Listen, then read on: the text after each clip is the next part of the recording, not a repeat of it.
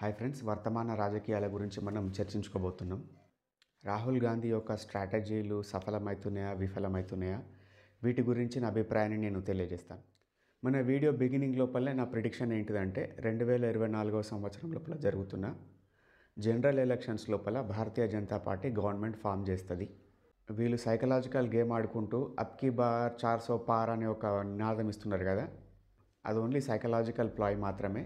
మరి 400 దాటే అవకాశం చాలా తక్కువ, కానీ కంఫర్టబుల్ మెజారిటీ తోటి ప్రభుత్వం ఫామ్ చేయబోతున్నారు. చూడండి సైన్స్ ఎట్లా ఉన్నాయి.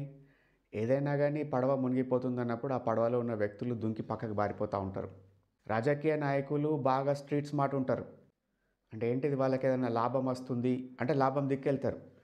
చక్కెరని తీసుకుపోయి ఎక్కడ మూలలో దాచిపెట్టినా కానీ చీమలు వెళ్ళినట్టు లాభం, బెనిఫిట్, బాగుపడతాం అక్కడికి పోతే అంటే అక్కడికి వెళ్ళిపోతారు. ఈ విషయాన్ని కాంగ్రెస్ పార్టీ సరిగా గుర్తిస్తలేదు. అసలు ప్రాబ్లం ఏంటిది తెలుసా అంటే, రాహుల్ గాంధీ దగ్గర ఉన్న కోటరీ, వాళ్ళందరూ ఎవరు నిజంగా సీజన్డ్ పొలిటీషియన్లు కాదు. జేఎన్యూలో చదువుకొని ఆ డప్పు కొట్టుకుంటా పాటలు పాడుకుంటా మరీ ఓవర్ ఐడియలిస్టిక్ మెంటాలిటీ ఉండి గ్రౌండ్ రియాలిటీ ప్రాక్టికాలిటీకి దూరంగా బ్రతుకుతున్న పిల్లలు. 30 ఇయర్స్ ఉన్నోళ్ళు బ్యాచ్ ఉంటారు ఒకళ్ళు. ఆ బ్యాచ్ని పక్కకు పెట్టుకొని తిరుగుతున్నాడు. రాజకీయాలు చేయాలంటే అది ఒక సీరియస్ గేమ్. ఫుట్బాల్ ఎట్లయితే ఫుల్ హార్టెడ్గా ఆడతామో, క్రికెట్ ఎట్లయితే ఫుల్ హార్టెడ్గా ఆడతామో, ఏది చేసినా కానీ ఫుల్ హార్టెడ్గా చేస్తామో, రాజకీయాలు కూడా అట్లా చేయాలి. హాఫ్ హార్టెడ్గా ఆడద్దు. ఐడియలిస్టిక్ ప్రపంచంలో బ్రతకద్దు. భూమి మీద గ్రౌండ్ రియాలిటీ ప్రాక్టికల్గా ఉండాలి. 5 సంవత్సరాల తర్వాత రాబోతున్న ఎలక్షన్ల గురించి ఇప్పటి నుండే ప్లానింగ్ చేయాలి. భారతీయ జనతా పార్టీ అనేది ఒక పార్టీ అయినా కానీ దాని వెనకాల బ్యాకింగ్ రూరల్ లెవెల్లో, రూట్ లెవెల్లో కూడా పనిచేస్తున్న ఆర్ఎస్ఎస్ అనే ఒక ఆర్గనైజేషన్ ఉన్నది. కోట్ల మంది వాలంటీర్లు ఉన్నారు పనిచేసేవాళ్ళు. కాంగ్రెస్ పార్టీకి ఏమున్నది అటువంటి ఆర్గనైజేషన్? భారత్ జోడో న్యాయ యాత్ర అనేది మంచి విషయమే, కానీ దాని టైమింగ్ చాలా తప్పు. కొన్ని నెలలు, కొన్ని రోజులైతే మనం ఎలక్షన్ లోపలికి వెళ్ళిపోతున్నాం.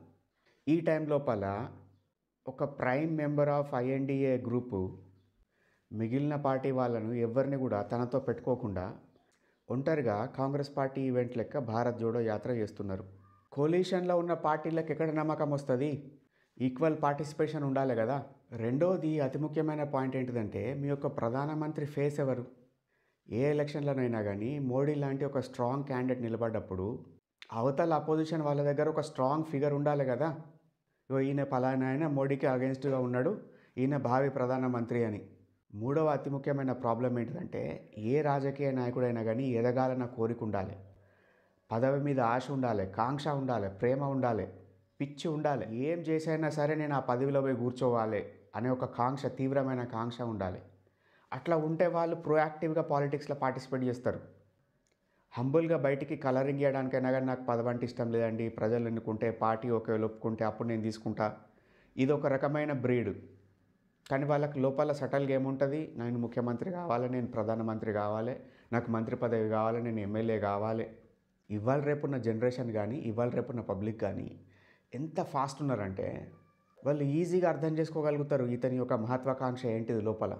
రాహుల్ గాంధీ తను బయటికి ఎగ్జిబిట్ చేయాలి, నేను ప్రధానమంత్రి కావాలనుకుంటున్నా, అందుకోసం అహర్నిశలు కష్టపడతా, ప్లాన్ చేస్తా, స్ట్రాటజైజ్ చేస్తా, లేకపోతే అపోజిషన్ పార్టీ నుండి ఎవరైనా ఒకరు అట్లా మహత్వాకాంక్ష ప్రదర్శించాలి. అబ్జర్వ్ చేయండి, బీజేపీ పార్టీ పాలిటిక్స్ లోపల ఎంత వెల్ ఆయిల్డ్ మెషినరీ ఉన్నది. వాళ్ళకి తెలుసు కాంపోజిషన్ ఆఫ్ ఒక స్టేట్ ఏంటిది, మనం ఎవరిని రికగ్నైజ్ చేస్తే, ఎవరిని అప్రిషియేట్ చేస్తే మనకు ఓట్లు పడతాయి, ఎటువంటి మాటలు మాట్లాడాలి, ఎటువంటి ప్రామిసెస్ చేయాలి. చూడండి, ఇంకొక బ్లండర్ ఏం చేసింది కాంగ్రెస్ పార్టీ కానీ రాహుల్ గాంధీ కానీ, ఇప్పుడు రామ్ మందిర్ అనేది చాలామంది హిందువుల లోపల ఒక కోర్, బాగా బలమైన ఎమోషనల్ ఫీలింగ్. అటువంటి ఈవెంట్ని మీరు రకరకాల కారణాలతోటి వెళ్ళకపోవడం, మీకు బడే 4 ఓట్లు కూడా మీరు పోగొట్టుకున్నట్టే కదా. ముఖ్యంగా నార్త్ ఇండియా లోపల ఈ అయోధ్య సెంటిమెంట్ విపరీతంగా ఉంటుంది. 2014 ఎలక్షన్స్ లోపల ఓటమికి కారణాలు కనుక్కోవడానికి within the party Anthony committee అనేది వేసిండ్రు.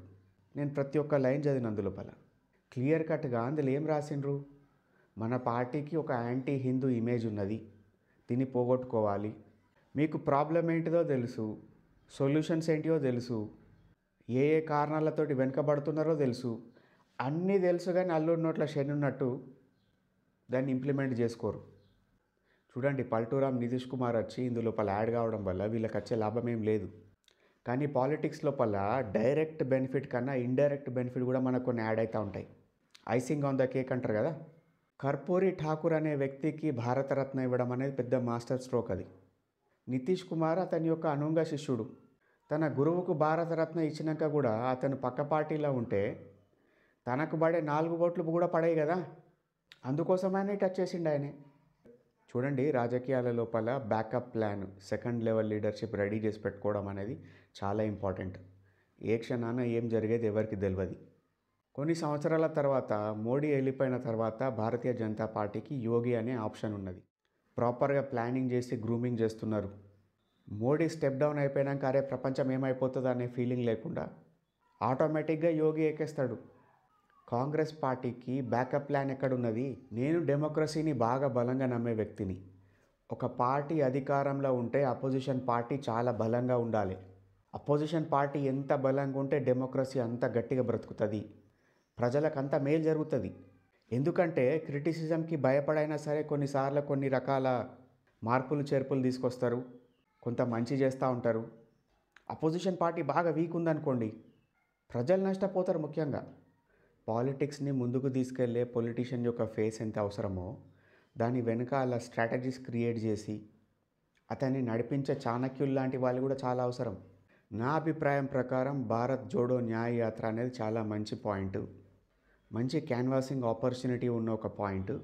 కానీ ఎట్ రాంగ్ టైం, కళ్ళ ముందట ఎలక్షన్స్ పెట్టుకొని ఈ టైంలో ఆ యాత్ర చేయడం, మిగిలిన సెంట్రల్ లెవెల్ పాలిటిక్స్ని సరిగా పట్టించుకోకపోవడం, ఇది పెద్ద minus point. This is Gautam signing off.